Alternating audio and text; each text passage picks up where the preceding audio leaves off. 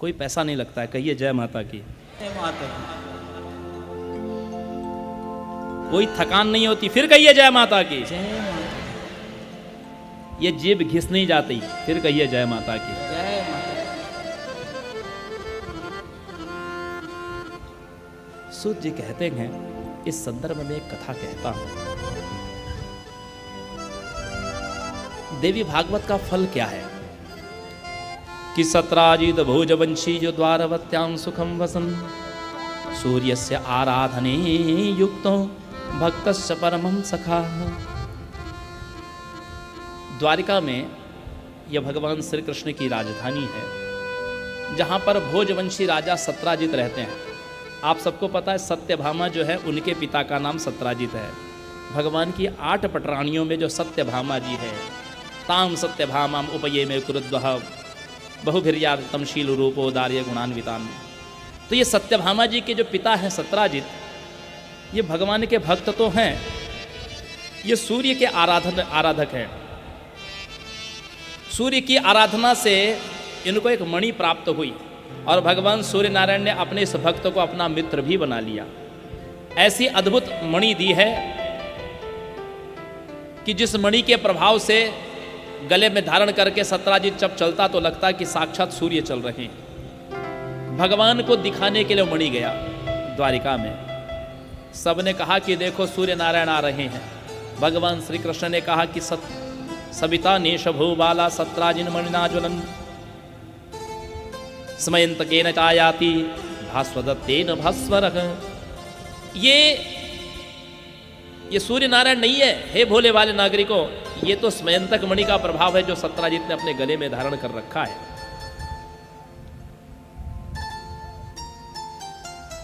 भगवान कहते हैं कि जहां ये मणि होती है न तत्र मारी दुर्भिक्षम न उपसर्गम भजम तथा।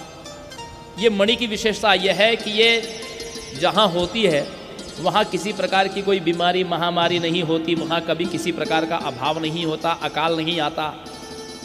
और ये प्रतिदिन 8 भार सुवर्णदः 8 भार सोना भी प्रदान करती है प्रतिदिन ये। तो सब लोगों ने कहा कि प्रभु सत्राजित के पास यदि ये मणि रहेगी तो कोई ऐसा ना हो कि कोई राक्षस या कोई असुर या शत्रु इनको हानि पहुंचाए।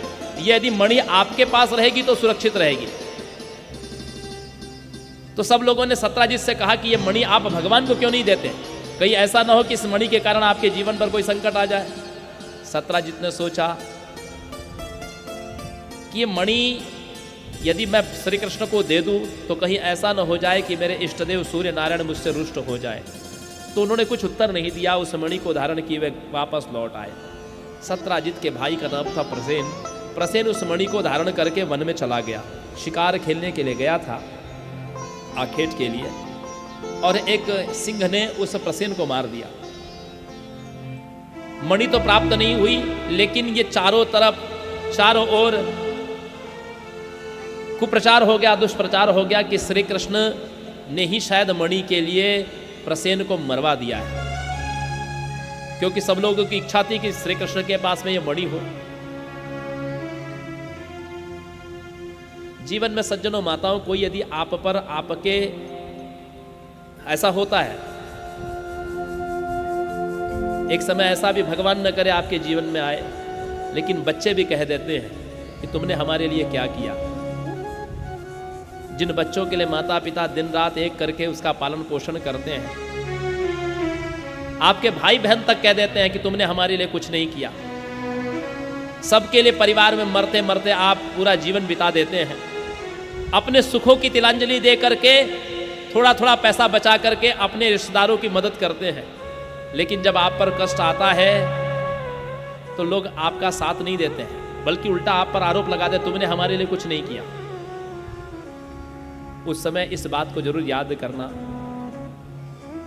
कि लोगों ने भगवान पर भी चोरी का आरोप लगा दिया, तो हम तो फिर केवल इंसान हैं। यदि हमारे ऊपर लोगों ने यदि कोई झूठा आरोप लगा दिया तो ये बहुत बड़ी बात नहीं है। ये जगत का सिद्धांत ही ऐसा है। लोग उपकारी का नाम नहीं लेते, ईश्वर पर भी लोग आरोप लगा देते हैं। इसलिए कभी निराश मत होइएगा, बल्कि अपने ऊपर लगे हुए कलंक को धोने का प्रयास करिएगा। जैसे भगवान श्री कृष्ण अपने माथे पर लगे हुए कलंक को धोने के लिए वन में गए, जिस सिंह ने प्रसेन को मारा था उस सिंह के उसका सिंह का भी शव दिखाई दिया, लेकिन वहीं पर एक रीछ के पंजों के निशान दिखाई देते थे। भगवान ने कहा यह मणि इस रीछ के पास में ही होनी चाहिए।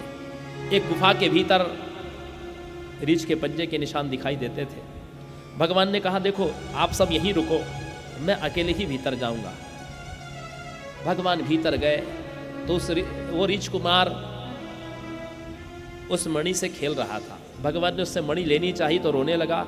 उसका रुदन सुनकर के उसकी धाय कहते हैं पालने वाली माता को कहते हैं धाय, और उसके पिता दोनों आ गए। भगवान श्री कृष्ण के साथ जामवंत जी का युद्ध हुआ। कितने साल हुआ, कितने दिन हुआ? युद्ध हुआ 27 दिन तक। ये युद्ध हुआ क्यों भगवान का 27? क्या भगवान के सामने कोई 27 दिन ठहर सकता है? त्रेता युग में रामावतार के समय राम जी से जामवंत जी ने भगवान से मांगा कि प्रभु मुझे आपसे युद्ध करना है। मुझे इस कथा वस्तु में जो सार है सो तो है, लेकिन जो मुझे एक बात समझ में आई वो मैं आपसे बांटना चाहता हूं।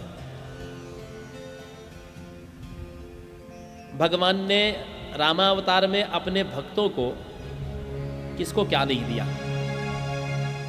हनुमान जी से पूछा आपको क्या चाहिए?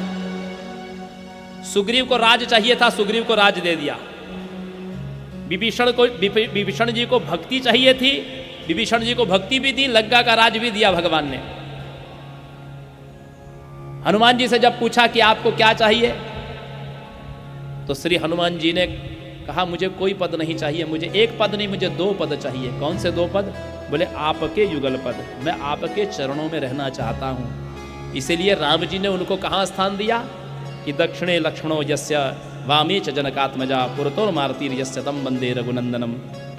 अपने चरणों में हनुमान जी को स्थान दिया। लेकिन ब्रह्मा जी के जो स्वरूप हैं जामवंत जी, ब्रह्मा जी रजोगुणी है, जामवंत जी के भीतर भी रजोगुण आ गया। जामवंत जी कौन है? ब्रह्मा के अंश है। तो जामवंत जी के अंदर रजोगुण आ गया। तो उन्होंने क्या कहा भगवान से जानते हैं कि प्रभु मैं आपके साथ युद्ध करना चाहता हूं, क्योंकि युद्ध से मेरी अभी अभिप्सा पूरी नहीं हुई। तो भगवान ने कहा यह तो अच्छी बात नहीं कि सेवक और स्वामी का युद्ध हो जाए, भक्त और भगवान का युद्ध हो जाए। जब आपने ये मांग ही लिया है तो इसके लिए आप प्रतीक्षा करिए। कितने साल प्रतीक्षा करना पड़ा? 8.5 लाख वर्ष, क्योंकि त्रेता के बाद द्वापर युग 8,64,000 वर्ष का है। त्रेता के अंत में यह वरदान मांगा और द्वापर युग के अंत में श्री कृष्ण अवतार हुआ। तो जामवंत जी को केवल भगवान से युद्ध करने के लिए 8.5 लाख वर्ष तक प्रतीक्षा करनी पड़ी। क्या जामवंत जी को युद्ध से कुछ मिला होगा? कदाचित हो सकता है कि भगवान कृपा सरोवर का 27 दिन तक उनको भगवान का स्पर्श और सानिध्य प्राप्त हुआ है। बस इतनी ही एक विशेषता हो सकती है। लेकिन एक अनुचित मांग आपको जीवन में जन्म मृत्यु के चक्कर में फंसा सकती है। इसीलिए भगवान से मांगना नहीं चाहिए। हमें क्या चाहिए जीवन में, यह हम उतना बेहतर नहीं जानते जितना भगवान हमारे लिए विचार कर रखे हैं।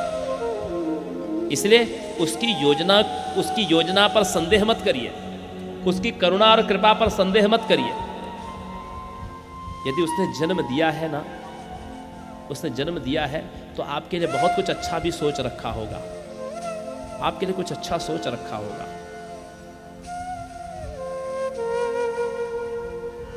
ऑक्सफोर्ड यूनिवर्सिटी जो विश्व की जानी मानी विश्वविद्यालय कहलाता है, वहाँ पर बड़े बड़े अक्षरों में लिखा हुआ है।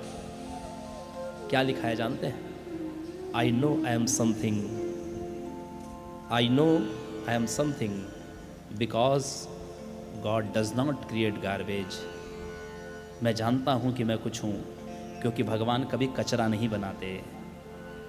भगवान ने यदि आपको जन्म दिया है तो आपके लिए कुछ अच्छा सोच रखा है। और यदि जीवन में विपत्तियां आ भी रही है तो भी डरने की बात नहीं है। यदि जीवन में कष्ट समाप्त नहीं हो रहे हैं तो भी चिंता वाली बात नहीं है।